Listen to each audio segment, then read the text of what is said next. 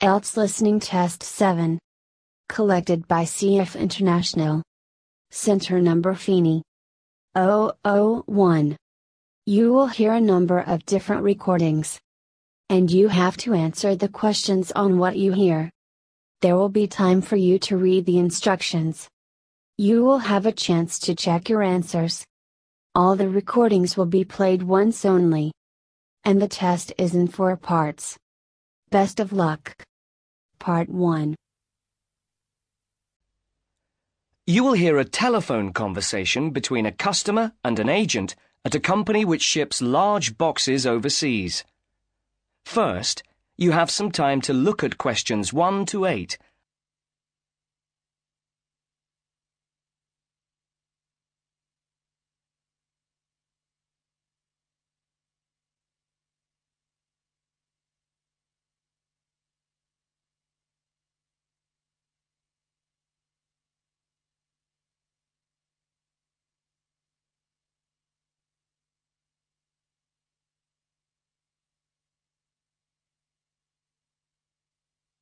You should answer the questions as you listen, because you will not hear the recording a second time. Listen carefully and answer questions 1 to 8. Good morning, Packham's shipping agents. Can I help you? Oh, yes. I'm ringing to make inquiries about sending a large box, a container, back home to Kenya from the UK. Yes, of course. Would you like me to try and find some quotations for you? Yes, that'd be great. Thank you. Well, first of all, I need a few details from you. Fine. Can I take your name? It's Jacob Mkere. Can you spell your surname, please? Yes, it's Mkere.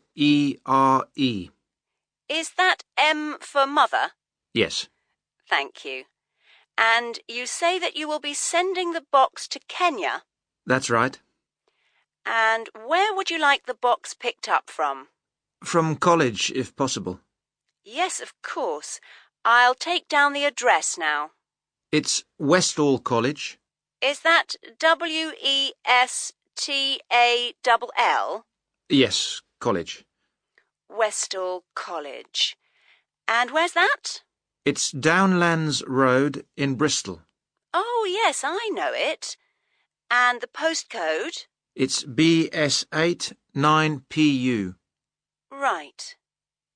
And I need to know the size. Yes, I've measured it carefully and it's 1.5 metres long. Right. 0.75 metres wide. Okay. And it's 0.5 metres high or deep. Great. So I'll calculate the volume in a moment and get some quotes for that. But first, can you tell me, very generally, what will be in the box? Yes, there's mostly clothes. Okay. And there's some books. Okay, good. Anything else? Yes, there's also some toys. Okay, and what is the total value, do you think, of the contents? Well, the main costs are the clothes and the books. They'll be about £1,500. But then the toys are about another 200. So I'd put down £1,700. Before you hear the rest of the conversation, you have some time to look at questions 9 and 10 on page 3.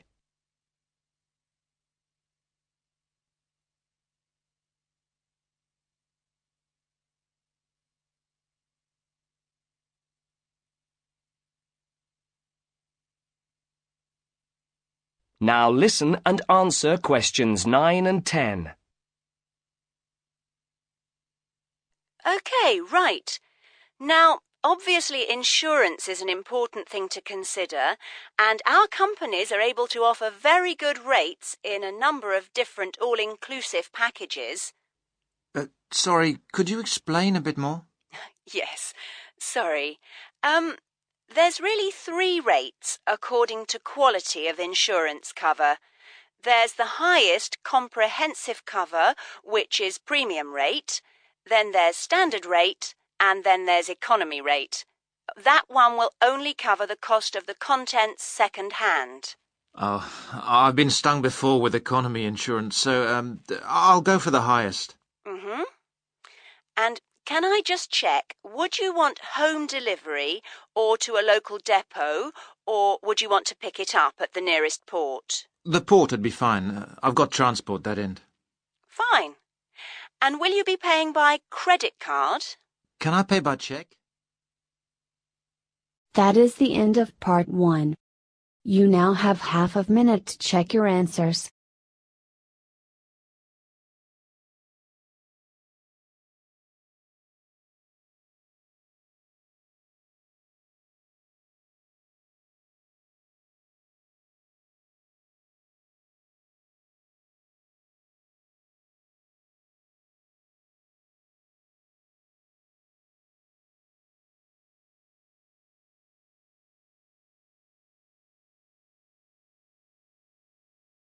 Now turn to part 2.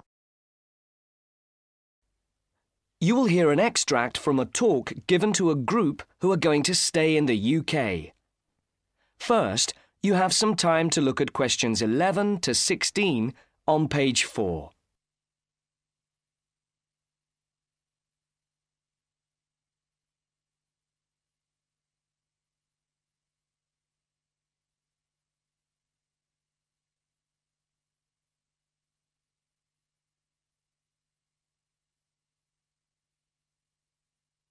Now listen carefully and answer questions 11 to 16. Good evening and welcome to the British Council. My name is John Parker and I've been asked to talk to you briefly about certain aspects of life in the UK before you actually go there. So I'm going to talk first about the best ways of making social contacts there. Now, you might be wondering why it should be necessary. After all, we meet people all the time. But when you're living in a foreign country, it can be more difficult, not just because of the language, but because customs may be different. If you're going to work in the UK, you will probably be living in private accommodation, so it won't be quite so easy to meet people. But there are still things that you can do to help yourself. First of all, you can get involved in activities in your local community. Join a group of some kind. For example, you'll probably find that there are theatre groups who might be looking for actors, set designers and so on. Or if you play an instrument, you could join music groups in your area. Or if you like the idea of finding out about local history, there'll be a group for that too. These are just examples. And the best place to get information about things like this are either the town hall or the public library.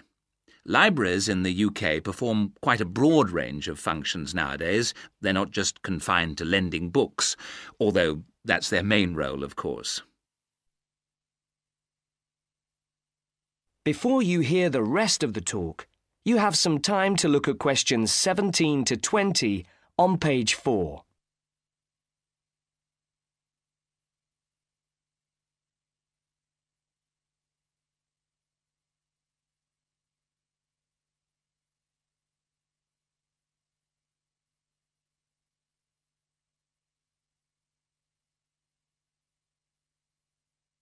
Now listen and answer questions 17 to 20. My other suggestion is that you consider an evening class. There's usually a very good range of courses on offer at local colleges, things like foreign languages, cookery, woodwork, painting. Most of them cater for beginners, and you don't have to have any qualifications to join. Each course is usually for 2 or 3 hours a week, and classes usually run in blocks of 10 weeks or so. And the good thing is they're not very expensive, around £20, certainly no more than £40, depending on whether materials or equipment are provided. So you should find this affordable. And again, they're a very good way of meeting people, because the class size is usually restricted, so they're small, friendly groups. Finally, I would suggest that for the braver ones amongst you, if you were willing to give a talk, say, about your own country, you'd probably find that there'd be a lot of interest in the local community. Or you could talk about something different, like a special hobby. And if you weren't sure who to approach about this, I'd say talk to your local librarian, because He or she would know who you should contact in this case. And I'm suggesting this now because I do think it would be an excellent way of meeting people and possibly making friends. Now, I'm going to take a short break here and give you a chance to ask questions. If you'd like to answer...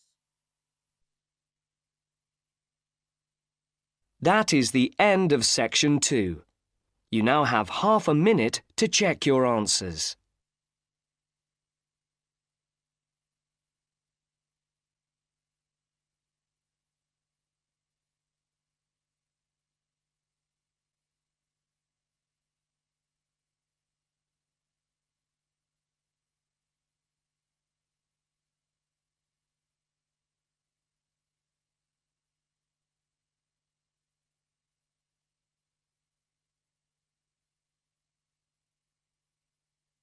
Now turn to section 3 on page 5. That is the end of part 2. You now have half a minute to check your answers.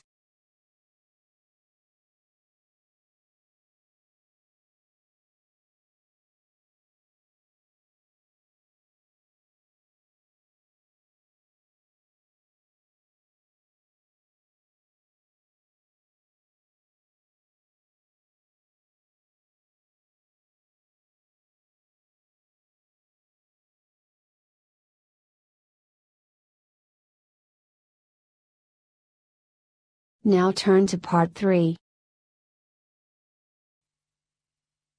Section 3. You will hear two friends discussing studying with the Open University. First, you have some time to look at questions 21 to 26 on page 5.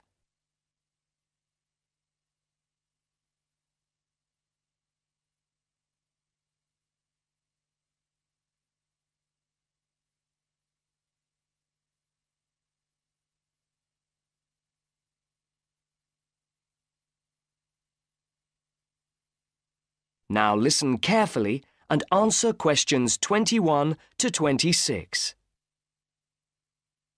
Hello, Paul. Oh, Rachel, I'm glad I've bumped into you. I was going to give you a ring. Anything special or just for a chat? Actually, I'm thinking about doing a degree at the Open University the way you did, 'cause I like the fact that you can study at home and fit it round a job. But I could do with some advice. The thing is, though, that I've never learnt how to organize my work or do research, so I really ought to do something about it. Have you got any ideas? Well, I found some of the books that the Open University produces are good, particularly the Good Study Guide. That's a very practical introduction. And what does it cover? Well, the obvious things like writing, note-taking. There's a section on working with numbers, which I learnt a lot from, but you should be all right with that. Then there's reading. But actually, I got an awful lot out of the section on how to use video cassettes. Far more than I expected. And of course, the bit on preparing for exams, which I read over and over again. Yeah, I could certainly do with that. I always used to go to pieces under the pressure. And I'm sure it's because I hadn't learnt the right techniques. I just used to stay up all night trying to memorize facts. Not the best thing to do. And reading, well, I think I can cope with that. But I'd probably benefit from the note-taking part. Mine always end up being longer than the original. I've done a course on using video, so that probably wouldn't be so interesting. I need to learn a lot about writing, though, because I haven't had to do any essays for ages. Well, there you are then. The perfect start.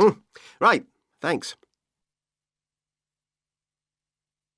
Before you hear the rest of the discussion, you have some time to look at questions 27 to 30 on page 6.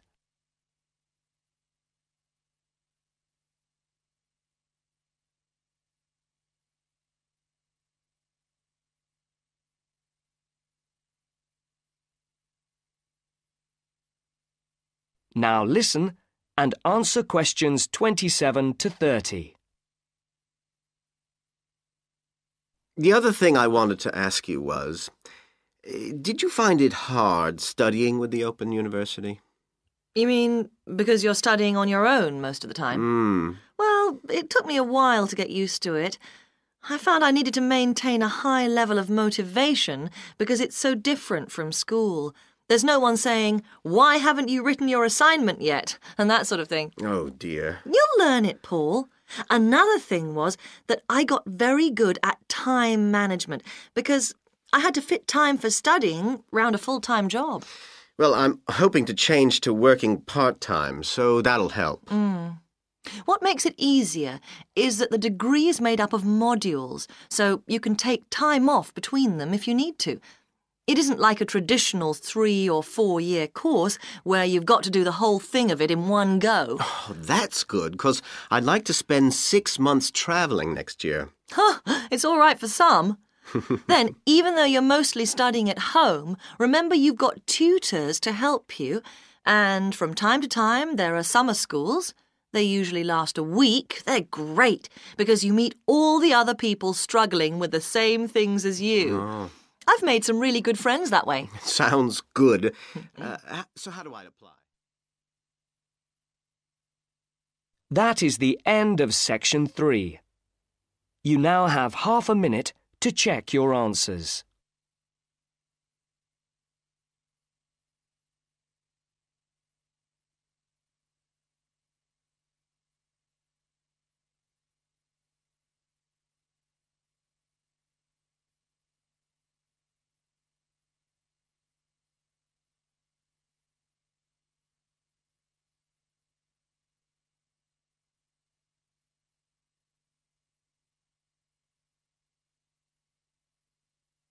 Now turn to section 4 on page 7. That is the end of part 3. You now have half a minute to check your answers.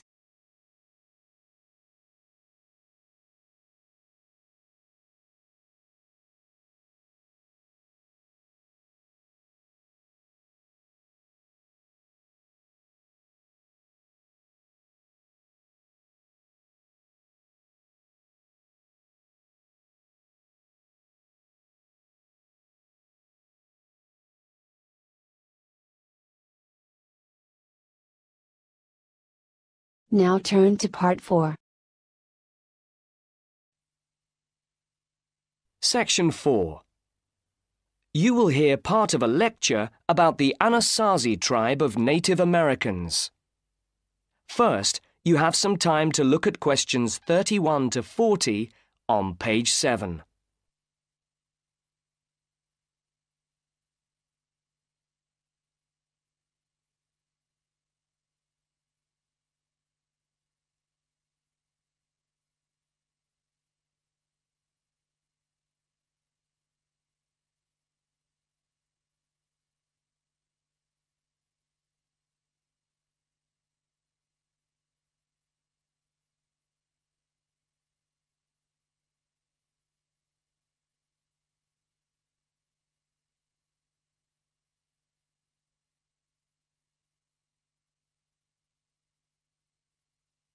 Now listen carefully and answer questions 31 to 40. We begin our series of lectures on Native Americans by looking at perhaps the most well-known tribe, the Anasazi, who lived in the Four Corners region of New Mexico, Arizona, Colorado, and Utah between roughly 100 and 1300 A.D. The Anasazi are one of the most romanticized and the most studied of the prehistoric cultures of the American Southwest. They lived in the most beautiful locations and left a wealth of evidence of their civilization. Where does the name come from? Anasazi is the Navajo Indian word for ancient ones, and the Anasazi peoples are thought to be ancestors of the modern-day Pueblo Indians of New Mexico. The main center of Anasazi culture was in Chaco Canyon, where a large number of stone houses still stand. The Anasazi emerged about 2,000 years ago and gradually evolved from hunter-gatherers to farmers. Although the early Anasazi continued to move around in pursuit of seasonally available foods, they began to concentrate their efforts on the growing of crops, corn and maize, and how to store them. They are also noted for the beautifully crafted sandals they made and for their baskets, which were exquisite. By 500, the Anasazi had settled into well-developed farming villages, which were widely scattered over the area that is now the southern part of the U.S. state of Utah. Between 500 and 750, three important changes took place. The spear was replaced by the bow and arrow. In terms of diet, the bean was introduced to form a major supplement to the diet, and people began to make pottery. By 600, the Anasazi were producing large quantities of two types of pottery. Firstly, gray pottery used for cooking, and secondly, black-on-white painted pottery.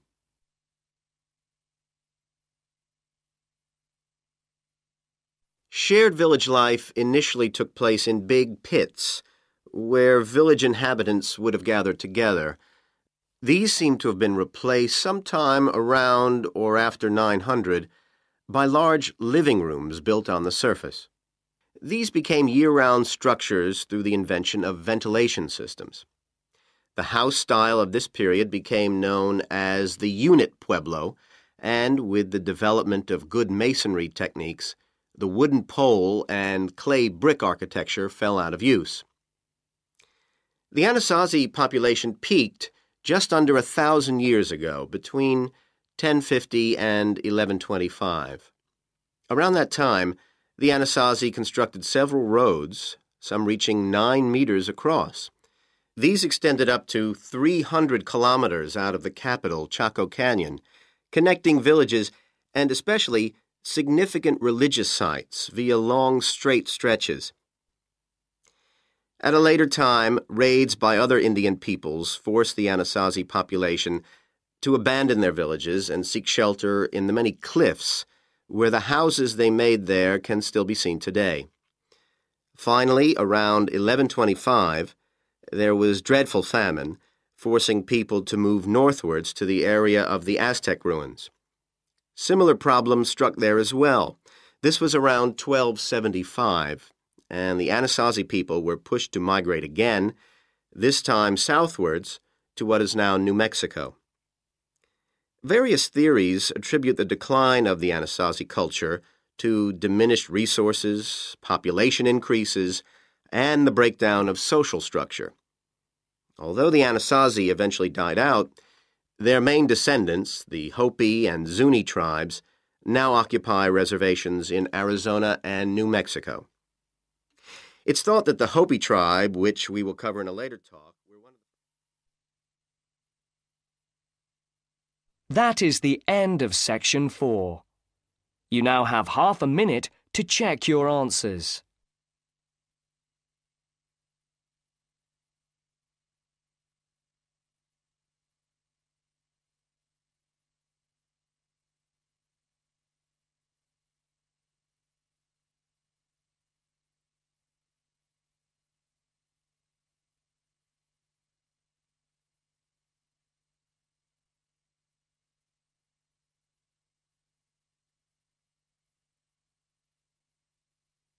That is the end of the listening test.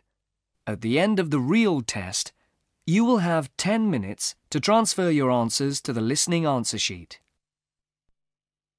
That is the end of part 4. You now have half a minute to check your answers.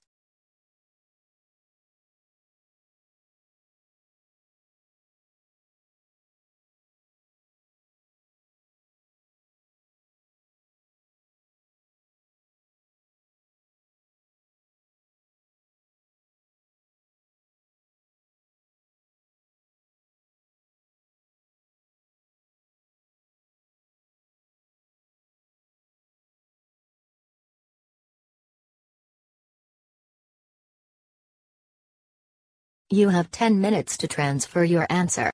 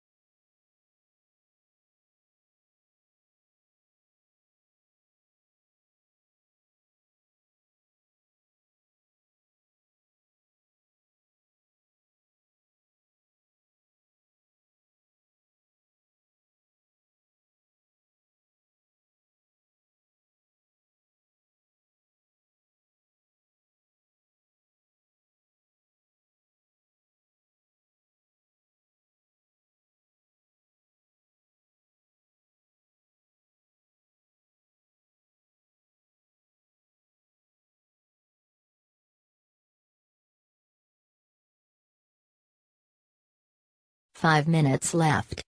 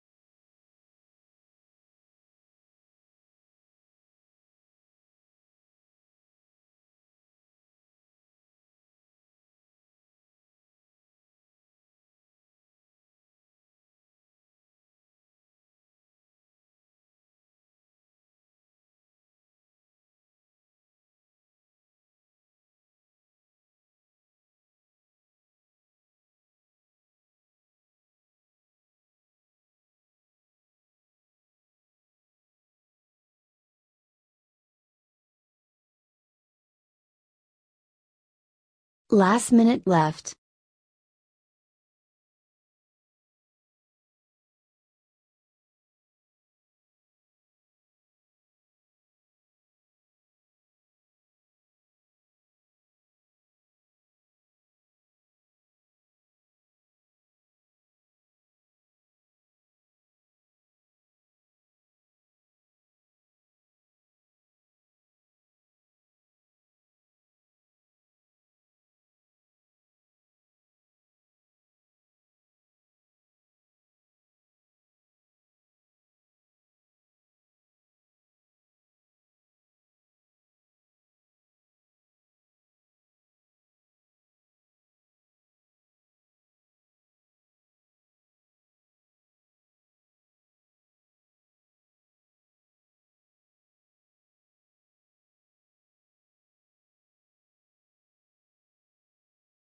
stop writing. Thank you for supporting CF International Feeney.